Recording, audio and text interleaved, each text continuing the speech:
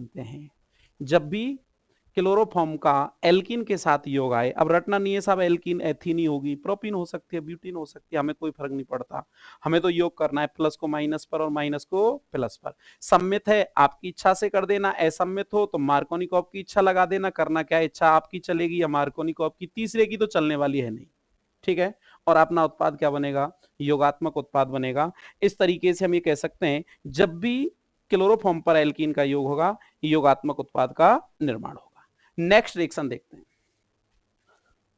Rymer टीमान अभिक्रिया, बड़ी important अभिक्रिया है भाई, बहुत पसंद है बोर्ड को ये, राइमर टीमान अभिक्रिया।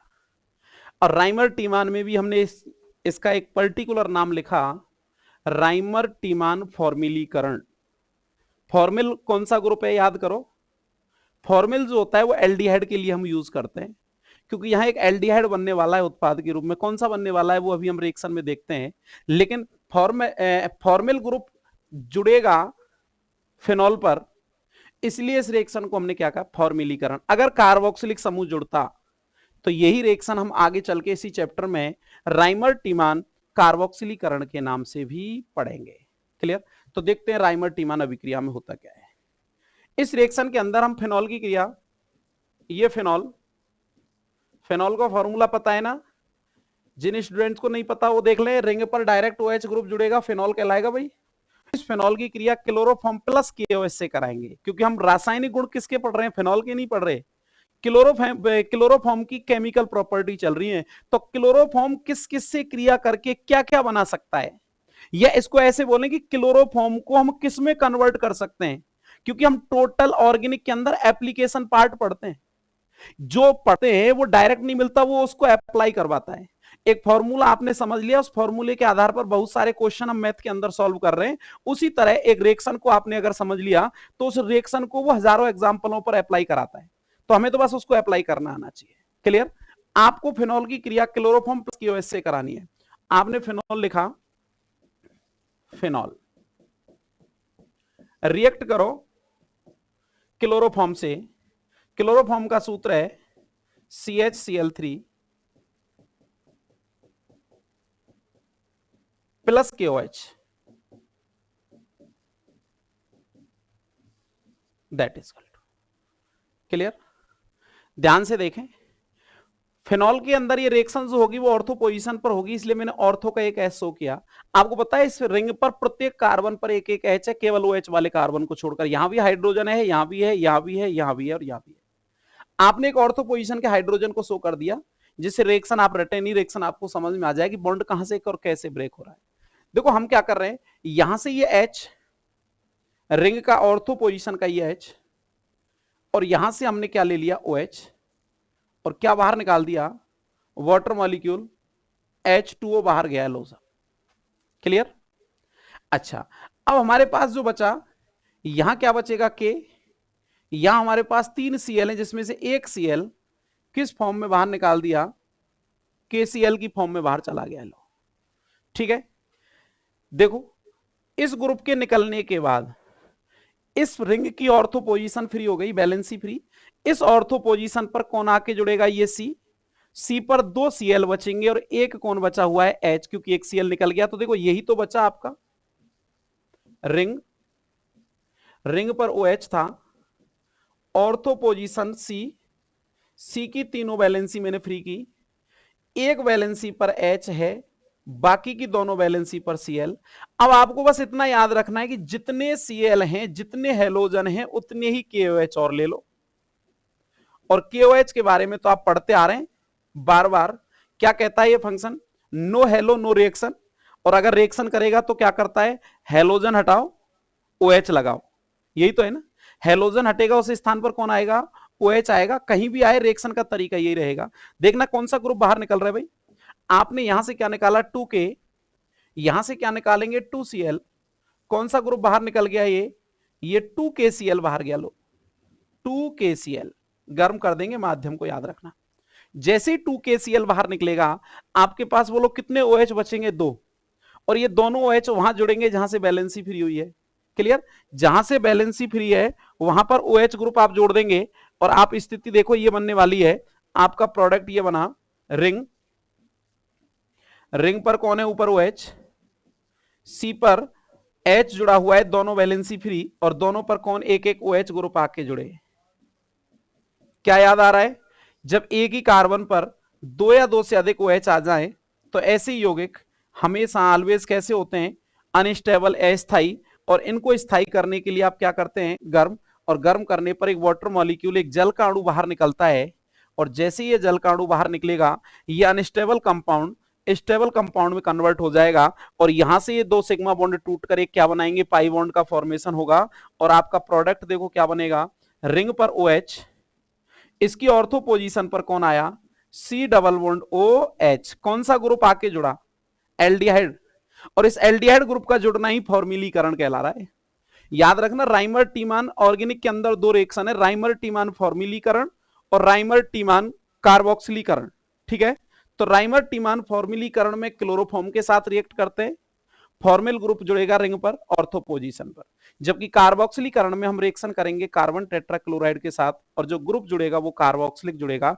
तो इस कंपाउंड का नाम देखो, फिनॉल की जब जब ऑर्थो पोजीशन पर एल्डिहाइड समूह आएगा तो एक फेमस एल्डिहाइड होता है ये सैलिसिल एल्डिहाइड, सैलिसिल एल्डिहाइड। तो याद रखना है कन्वर्जन में फिनॉल से सैलिसिल एल्डिहाइड बनवा ले डायरेक्ट, या आपसे कहे कि राइमर टीमान अभिक्रिया आपसे पूछ ले तो क्लोरोफॉर्म प्लस QH के साथ रिएक्शन कराएंगे। एक बार देख लो राइमर टीमान अभिक्रिया में कहीं कोई कंफ्यूजन हो तो। हम कैसे एक्सप्लेन करेंगे राइमर टीमान अभिक्रिया को, जब फिनॉल की क्रिया क्लोरोफॉर्म तथा KOH के साथ कराएंगे तो एक अस्थायी यौगिक आके बनेगा। अस्थायी यौगिक क्यों बन रहा है, क्योंकि ये कंडीशन आ गई और हमने बार बार बोला है कि जब भी ऑर्गेनिक केमिस्ट्री में सेम कार्बन पर दो या दो से अधिक OH आएंगे तो ऐसे यौगिक कैसे होंगे, अस्थायी। अपने आप को स्थायी करने के लिए गर्म करते हैं उनको, और गर्म करके जल का अणु बाहर निकलेगा और यौगिक किस में कन्वर्ट हो जाएगा, स्थायी यौगिक में। तो ये कह सकते हैं फिनॉल क्लोरोफॉर्म तथा KOH से क्रिया करके अस्थायी यौगिक बनाएगा जो जल का अणु त्याग कर सैलिसिल एल्डिहाइड में परिवर्तित हो जाता है, और इस अभिक्रिया को हम राइमर टीमान फॉर्मिलीकरण के नाम से जानते हैं। तो ये हमारा टॉपिक चल रहा था क्लोरोफॉर्म के रासायनिक गुण, केमिकल प्रॉपर्टी ऑफ क्लोरोफॉर्म, जिसके अंदर हमने 10 रासायनिक अभिक्रियाएं, केमिकल इक्वेशन हमने देखी। क्लोरोफॉर्म का जर्नली यूज जो है, मुख्य यूज जो है वो हम निश्चेतक के रूप में करते हैं। किसके रूप में, निश्चेतक, ये वर्ड आता है कई बार, निश्चेतक। और निश्चेतक कौन होते हैं, बेहोशी उत्पन्न करने वाले, बेहोशी उत्पन्न करने वाले। आजकल नहीं होता, वर्तमान में क्लोरोफॉर्म के स्थान पर अन्य हैलोजन डेरिवेटिव्स हैं जिसका हम प्रयोग निश्चेतक के रूप में कर रहे हैं, क्योंकि इसके साइड इफेक्ट बहुत ज्यादा हैं। क्लोरोफॉर्म के संपर्क में आने पर सरदर्द, चक्कर, उल्टी जैसे बहुत सारे लक्षण। इसके अलावा कई बार व्यक्ति लंबे समय के लिए कोमा में चला जाता है, क्योंकि हम निश्चेतक किसको देते हैं, किसी मरीज को। और उस मरीज को निश्चेतक क्यों दिया जा रहा है, किसी ना किसी उसकी डिजीज को ऑपरेट करते समय हमने उसको निश्चेतक दिया, बेहोशी में ले गए, पता लगा मरीज का ऑपरेशन सक्सेस हुआ लेकिन मरीज वापस होश में नहीं आया, कोमा में चला गया, क्योंकि इसके साइड इफेक्ट होने लगे। इसलिए हम निश्चेतक के रूप में याद तो रखना है कि क्लोरोफॉर्म का जो यूज है वो निश्चेतक के रूप में होता है, लेकिन वर्तमान में इसके स्थान पर अन्य हैलोजन व्युत्पन्न जो है वो निश्चेतक के रूप में प्रयुक्त किए जा रहे हैं। क्लियर। नेक्स्ट जो टॉपिक इस चैप्टर के अंदर हम पढ़ने वाले हैं, याद करो हमारा जो मेन टॉपिक चल रहा है वो चल रहा है ट्राई हैलोजन व्युत्पन्न। ट्राई हैलोजन व्युत्पन्न के आपके सिलेबस में दो एग्जाम्पल हैं। एक एग्जाम्पल तो था क्लोरोफॉर्म का, और जो दूसरा एग्जाम्पल है वो है आयोडोफॉर्म का। तो अगला टॉपिक हम आयोडोफॉर्म ही स्टार्ट करते हैं। देखो आयोडोफॉर्म, सबसे पहले तो आयोडोफॉर्म का फॉर्मूला क्या है बोलो, CH3। आयोडोफॉर्म का IUPAC नाम लिखते तो क्या लिखते, 111 ट्राई आयोडोमेथेन, या 1 लिखने की जरूरत भी नहीं है, डायरेक्ट क्या लिख सकते हैं, ट्राई आयोडोमेथेन। आपके सिलेबस में डायरेक्ट आयोडोफॉर्म को बनाने का मेथड, और आयोडोफॉर्म को हम किस मेथड से तैयार करते हैं, सेम वही मेथड जिस मेथड से आपने किसका निर्माण किया, क्लोरोफॉर्म का निर्माण किया। बोले तो इसकी एक फेमस नेम रिएक्शन, एक अभिक्रिया हेलोफॉर्म। तो हेलोफॉर्म अभिक्रिया के द्वारा आयोडोफॉर्म भी बनाया जाएगा। अंतर इतना आएगा जहां आपने क्लोरीन का यूज किया था हम किसका यूज करेंगे, आयोडीन का यूज करेंगे, और एक पीले रंग का आयोडोफॉर्म हमें प्राप्त हो जाएगा। तो सबसे पहले बनाने की मेथड हम बात करें तो बनाने की विधि में इसकी जो विधि दे रखी है वो हेलोफॉर्म अभिक्रिया के द्वारा आयोडोफॉर्म का निर्माण किए, हेलोफॉर्म अभिक्रिया द्वारा आयोडोफॉर्म का निर्माण। याद करो हेलोफॉर्म अभिक्रिया के लिए एक शर्त थी, एक कंडीशन थी, ऐसा कोई भी कार्बनिक यौगिक जिसके अंदर या तो ग्रुप हो CH3CO बैलेंसी फ्री या CH3CHOH बैलेंसी फ्री, ये शर्त तो हमें पता होनी चाहिए। हेलोफॉर्म अभिक्रिया देगा कौन, ऐसे कार्बनिक यौगिक ही हेलोफॉर्म अभिक्रिया देंगे जिनमें इन दोनों में से कोई एक ग्रुप प्रेजेंट होगा। अगर आपको कहीं लगे कि ये दोनों ग्रुप में है ही नहीं, उपस्थित नहीं है, तो वहां हेलोफॉर्म अभिक्रिया भी नहीं होगी। तो याद रखना है, या तो हम एल्डिहाइड कीटोन से बना सकते हैं आयोडोफॉर्म, या हम एल्कोहल से भी आयोडोफॉर्म का निर्माण कर सकते हैं। याद करो हेलोफॉर्म रिएक्शन में होता क्या था, हम क्या करते थे कि एल्कोहल में एथेनॉल, मेथेनॉल तो काम में आ ही नहीं सकता क्योंकि मेथेनॉल के अंदर ये ग्रुप होता नहीं है। तो हम ये कह सकते हैं कि एथिल एल्कोहल या एसीटोन की क्रिया आयोडीन तथा क्षार NaOH से कराएं। अब आयोडीन की हम बात क्यों कर रहे हैं, क्योंकि आयोडोफॉर्म बनाना है। जब हमने क्लोरोफॉर्म बनाया तो किसकी बात की, क्लोरीन की। तो याद रखेंगे एथिल एल्कोहल या एसीटोन आयोडीन तथा क्षार NaOH से क्रिया करके आयोडोफॉर्म बनाएगा, जो कि पीले रंग के अवक्षेप के रूप में हमें प्राप्त होगा। कैसे होती है रिएक्शन को देख लें एक बार। हमने एथेनॉल लिया, ethanol react with I2 plus NaOH, क्योंकि हम पहले इसकी स्टेप बाय स्टेप रिएक्शन देख चुके हैं, इसलिए डायरेक्ट इस रिएक्शन को देखें और इसको गर्म करेंगे। जब भी हम एथेनॉल को आयोडीन और NaOH के साथ गर्म करेंगे, याद करो कितने अणु काम में आए थे हेलोजन के, उस जगह 4 हेलोजन काम में आए थे और 6 NaOH काम में आए।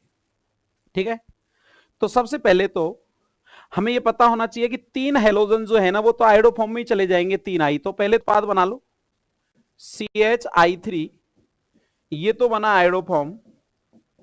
आपके पास टोटल आयोडीन कितने हैं, टोटल आई कितने भाई, 4 दूनी 8, 4 2 जा 8, 8 में से काम में कितने आए 3 काम में आगे, तो कितने बचे हैं बोलो 5, 5 आई 5 Na को लेकर बाहर निकल जाएगा, किस रूप में 5 NaI। तो आई तो कंप्लीट। अब हमारे पास कौन बचा, एक Na बचा हुआ है जो सोडियम लवण के रूप में बाहर निकलेगा, किस रूप में HCOONA, सोडियम फॉर्मेट, और जल का अणु बाहर निकल जाएगा साथ में। जल कितने बाहर निकलेंगे वो आप काउंट करके देख सकते हैं, ठीक है ना, कितने निकलेंगे देखना चाहें तो H काउंट कर लो, इधर कितने हैं 3 और 2 5, 5 और 6 इधर है आपके पास, तो टोटल कितने हो गए 11, जिसमें से कितने हाइड्रोजन काम में आए, एक इधर काम में आ गया और एक इधर काम में आ गया। ठीक है, 3 और 2 5 और एक 6 और 6 12, जिनमें से एक इधर काम में आया और एक इधर काम में, कितने काम में आ रहे हैं 2, 10 हाइड्रोजन बच रहे हैं। ऑक्सीजन काउंट करो कितने भाई, 6 तो इधर काम में आ रहे हैं और एक इधर, यानी टोटल ऑक्सीजन हमारे पास 7 है, जिनमें से काम में आने वाले केवल कितने थे 2, तो 5 ऑक्सीजन और 10 हाइड्रोजन, तो जल के कितने अणुओं के रूप में बाहर निकल जाएंगे 5H2O के रूप में बाहर निकलेंगे। और इस तरीके से हमें ये पीले रंग का आयोडोफॉर्म प्राप्त हो जाता है। इस अभिक्रिया को पर्टिकुलर एग्जाम में आयोडोफॉर्म परीक्षण के नाम से पूछा जाता है, याद रखना, आयोडोफॉर्म परीक्षण, ठीक है ना। हेलोफॉर्म अभिक्रिया है, कॉमन नाम चलेगा, लेकिन वो पर्टिकुलर आयोडोफॉर्म जब बनवाता है तो इस हेलोफॉर्म अभिक्रिया को आयोडोफॉर्म परीक्षण के नाम से भी पूछता है। तो हम कैसे एक्सप्लेन कर रहे हैं, एथिल अल्कोहल की क्रिया आयोडीन तथा NaOH, या ऐसे बोलें जब एथेनॉल को आयोडीन और NaOH के साथ गर्म किया जाता है तो एक पीले रंग का आयोडोफॉर्म प्राप्त होता है, जिस अभिक्रिया को हम आयोडोफॉर्म परीक्षण या हेलोफॉर्म अभिक्रिया के नाम से जानते हैं। आप चाहेंगे तो एथेनॉल के स्थान पर किसका, एसीटोन का प्रयोग भी कर सकते हैं, किसका, एसीटोन। और एसीटोन का जब प्रयोग करेंगे तो प्रोडक्ट तो यही बनना है आयोडोफॉर्म, केवल एक अंतर आएगा, जहां ये H है वहां ये मिथाइल ग्रुप में कन्वर्ट हो जाएगा और सोडियम फॉर्मेट की जगह सोडियम एसीटेट बनने लगेगा। बाकी निकलने वाला ग्रुप Na होगा, निकलने वाला ग्रुप H2 होगा, केवल इनकी संख्याएं चेंज हो जाएंगी, उससे कोई फर्क नहीं पड़ रहा। हमें ये पता होना चाहिए सभी क्रिया का उत्पाद क्या बनेगा, आयोडोफॉर्म, संग में निकलने वाला ग्रुप अम्ल का सोडियम लवण और जल का अणु बाहर होगा। क्लियर? देन बनाने का जो मेथड था, एक सिंगल मेथड इसमें आयोडोफॉर्म बनाने का एक मेथड है। फिजिकल प्रॉपर्टी इसकी कुछ खास नहीं है, ये हमें जनरली पता होना चाहिए कि जो आयोडोफॉर्म है वो एक पीले रंग का ठोस पदार्थ होता है, ये जल में अवेलेबल होता है, इनसॉल्युबल इन वाटर, लेकिन जल के अलावा organic solvent like alcohol, ether, benzene आदि में क्या होगा, सॉल्युबल हो जाएगा। देन हम ये कह सकते हैं कि जो आयोडोफॉर्म है ना, ये क्लोरोफॉर्म की तुलना में अधिक क्रियाशील भी होता है, अधिक क्रियाशील, ठीक है ना। इसलिए सामान्य ताप पर आसानी से अपघटित होकर आयोडीन मुक्त कर देता है, इसीलिए इसकी जो क्रियाशीलता है वो क्लोरोफॉर्म से क्या होती है, ज्यादा होती है। क्लियर? तो फिजिकल प्रॉपर्टी में इसमें कुछ ज्यादा है नहीं, आपको पता होना चाहिए कि ये पीले रंग का एक ठोस पदार्थ है जो जल में अविलय, कार्बनिक विलायकों में विलय होता है, क्लोरोफॉर्म से अधिक क्रियाशील होता है। क्यों होता है तो आप बता सकते हैं, क्योंकि यह सामान्य ताप पर भी अपघटित होकर आयोडीन मुक्त करता है, इसलिए इसकी क्रियाशीलता क्लोरोफॉर्म से अधिक। हम पढ़ते हैं आयोडोफॉर्म बनाने की विधि के बाद आयोडोफॉर्म के रासायनिक गुण, chemical property of iodoform. Clear भाई? देखो रासायनिक गुणों में पहला जो इसका गुण हम पढ़ रहे हैं केमिकल रिएक्शन, वो है जल अपघटन, हाइड्रोलाइसिस। देखो जल अपघटन दोनों का कॉमन है, जो आपने क्लोरोफॉर्म का पढ़ा है वही आयोडोफॉर्म का है। अंतर इतना है Cl के स्थान पर कौन आएगा, I। तो जल अपघटन याद करो किसके साथ कराते थे, एक्वस KOH। देख लो मेरे साथ, बड़ा सिंपल है, आयोडोफॉर्म CHI3,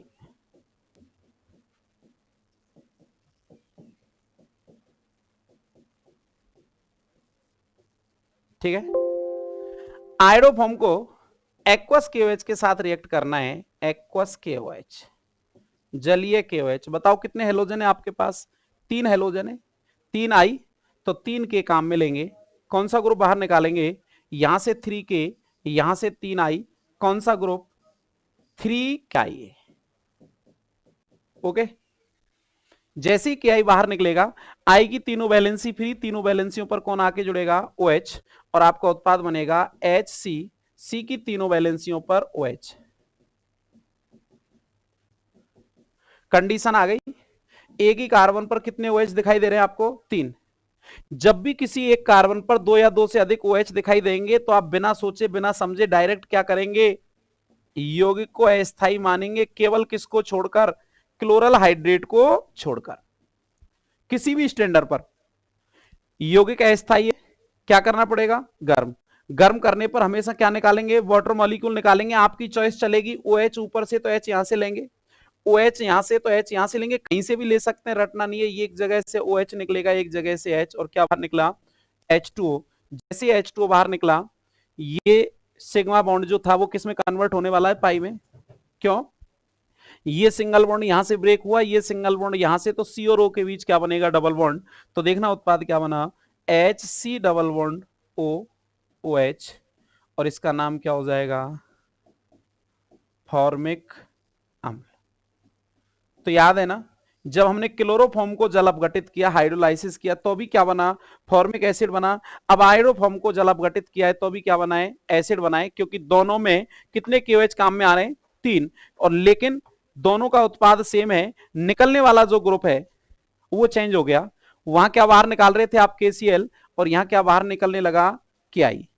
नेक्स्ट जो रिएक्शन है इसकी, अपचेन रिडक्शन, क्लोरोफॉर्म का, सॉरी आयोडोफॉर्म पढ़ रहे हैं, आयोडोफॉर्म का अपचयन कैसे होगा, देखो।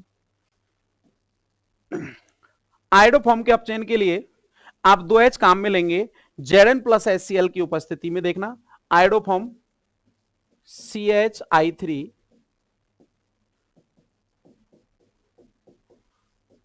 आयोडोफॉर्म अपचयन कराना है, 2H काम में आएंगे, Zn प्लस Cl प्रेजेंस में, यहां से एक H, यहां से एक I, क्या बाहर निकला बोलो, HI।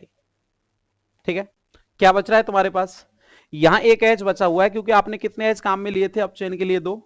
ये बचा हुआ H इस I के स्थान पे आके जुड़ेगा जहां से I निकला है, तो I तो कितने बचने वाले हैं? 2, लेकिन H जुड़ते H कितने हो जाएंगे? 2। तो आपका जो उत्पाद बनेगा वो ये बनेगा CH2I2, 2 के लिए डाई, हेलो के लिए आयोडो, और एल्केन कितने कार्बन का? 1 का। तो क्या बनने वाला है इसमें? Di iodo methane. क्लियर? तो हम ऐसे बोलेंगे, जब आयोडो फॉर्म का Zn प्लस HCl की उपस्थिति में क्या कराएंगे? अपचयन कराएंगे, तो हमें क्या प्राप्त होगा? डाई आयोडो मेथेन का निर्माण होगा। देन नेक्स्ट जो रिएक्शन है रजत पाउडर से, सेम अभिक्रिया है, क्लोरोफॉर्म के साथ हुई थी अभी। रजत पाउडर के साथ आयोडोफॉर्म भी क्लोरोफॉर्म के समान क्या बनाएगा? एथाइन। एल्काइन बनेगी कितने कार्बन की? 2 कार्बन की। याद करो रिएक्शन कैसे होगी।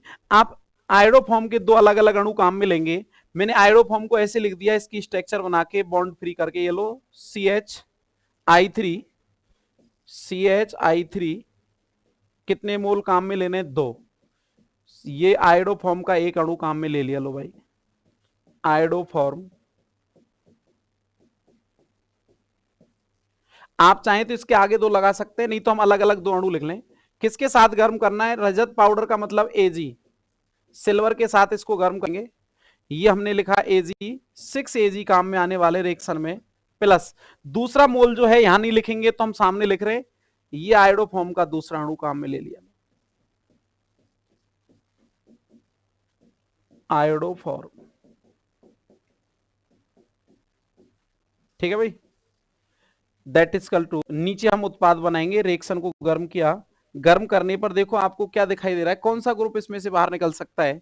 देखना यहां से ये आई इस Ag को लेते हुए ये पूरा ग्रुप, कंप्लीट ग्रुप बाहर निकल जाएगा। देखो क्या बाहर निकला, देखो ध्यान से, कितने Ag बाहर निकल रहे हैं? 6। और I भी हमारे पास कितने? देखो 1 2 3 4 5 6।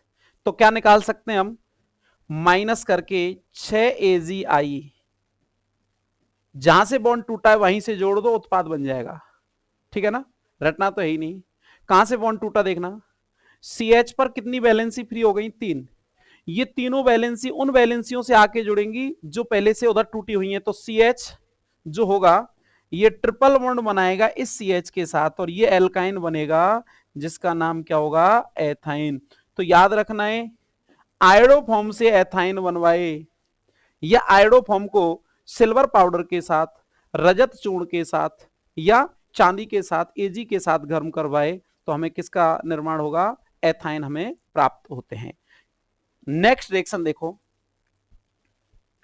कार्बेल एमीन अभिक्रिया, जिसको हमने एक नाम से और जाना, आइसो साइनाइड परीक्षण। ये जो है आइसोसाइनाइड परीक्षण किसके द्वारा प्रदर्शित किया जाता था? 1 डिग्री या प्राइमरी एमीन के द्वारा।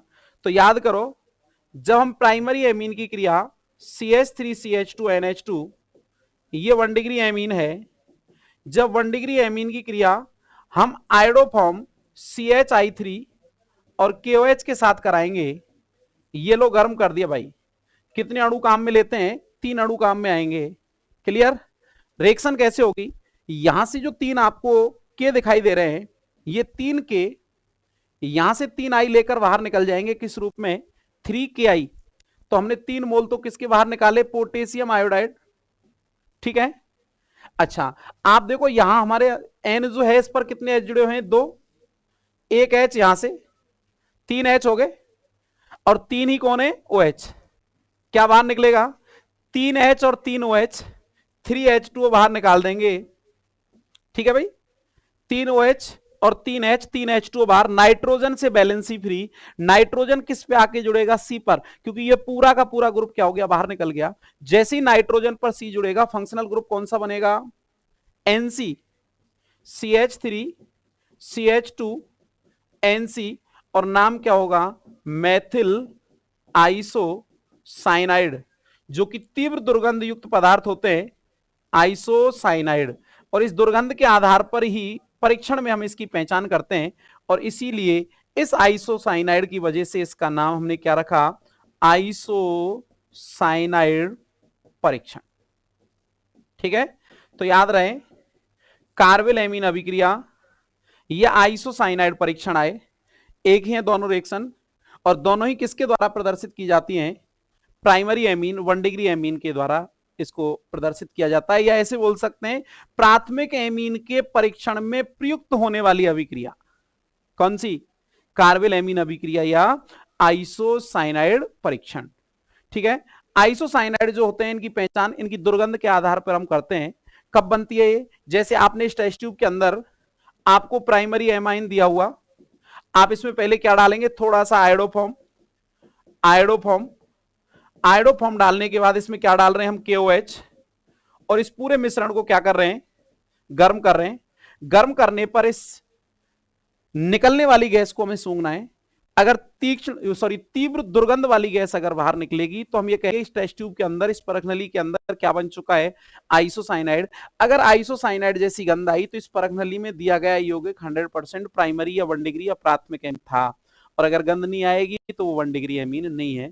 तो आइसोसाइनाइड परीक्षण है कार्बेल एमीन अभिक्रिया, दोनों एक ही अभिक्रिया है।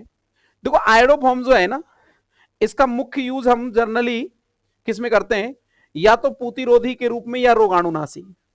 देखो पूतिरोधी और रोगाणुनाशी दोनों लगभग एक काम करते हैं, लेकिन दोनों में डिफरेंस है। पूतिरोधी हम बोलते हैं एंटीसेप्टिक, और रोगाणुनाशी भी क्या होते हैं, ये भी सूक्ष्म जीवाणुओं को मारते हैं, और पूतिरोधी भी सूक्ष्म जीवाणुओं को नष्ट करने के काम आते हैं। दोनों में अंतर क्या हुआ, ऐसे रासायनिक पदार्थ जिनका उपयोग हम मानव शरीर पर कर लें, जीवित टिश्यू, जीवित ऊतकों के ऊपर जिनका प्रयोग हो, और जो दुर्गंध उत्पन्न करने वाले या सूक्ष्म जीवाणुओं को नष्ट कर दें, उनकी वृद्धि को रोक दे, वो तो कहलाते हैं एंटीसेप्टिक, पूतिरोधी। जबकि जिन पदार्थों का प्रयोग सूक्ष्म जीवाणुओं की वृद्धि को रोकने के लिए किया जाए, लेकिन जिसका उपयोग हम मानव शरीर पर ना करके किसी वस्तु पर, दीवार पर, फर्श पर, टॉयलेट पर, कहीं भी साफ करने के लिए हम करते हैं, वो रोगाणुनाशक होते हैं। तो याद रखना है एकमात्र पदार्थ है फिनॉल, जिसकी सांद्रता में परिवर्तन करके उस फिनॉल को हम पूतिरोधी और रोगाणुनाशी दोनों के रूप में प्रयोग कर सकते हैं।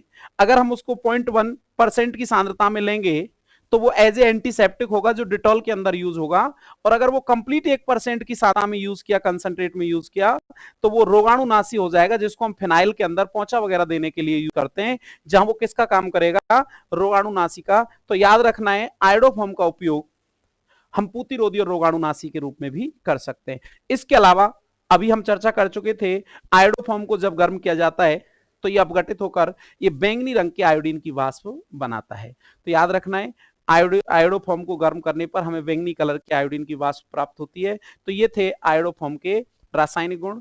आज की क्लास में इतना ही, मिलते हैं नेक्स्ट क्लास में। बहुत बहुत धन्यवाद। जय हिंद, जय भारत।